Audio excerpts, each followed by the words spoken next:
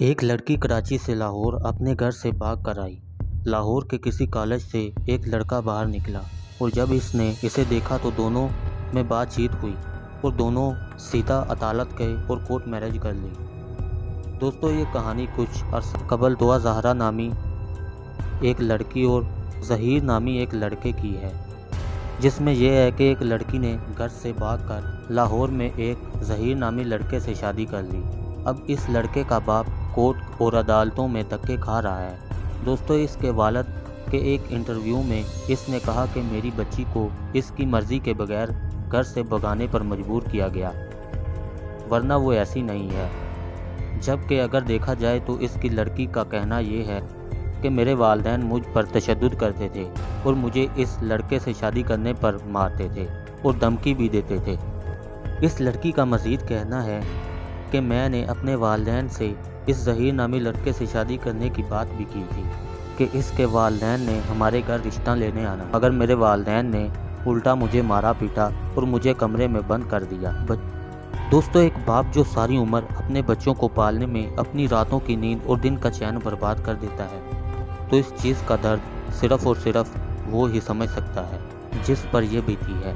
دوستو، social media پر ان کے طرح طرح کے انٹرویو گردش نما ہیں۔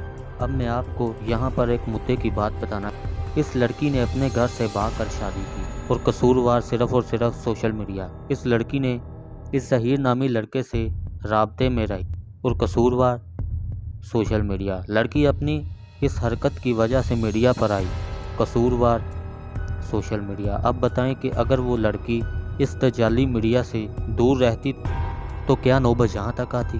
دوستو، میں اپنی ویڈیو میں ہر بار یہی کہتا ہوں کہ یہ سب دجال کے پیروکاروں کے بچھائے ہوئے جال ہیں۔ اگر اس لڑکی کا والد اپنی بیٹی کو اس دجالی سوشل پلیٹ فارم پر لانے سے گریز کرتا تو انہیں آج یہ دن نہ دیکھنا پڑتا۔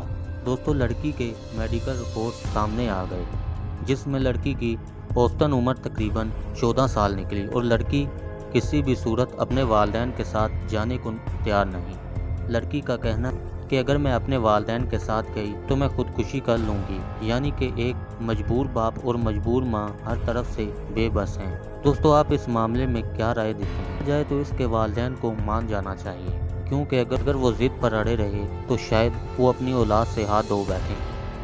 بہرحال، آپ اس بارے میں کیا کہتے ہیں؟ اپنی رائے کا اظہار ضرور دیں۔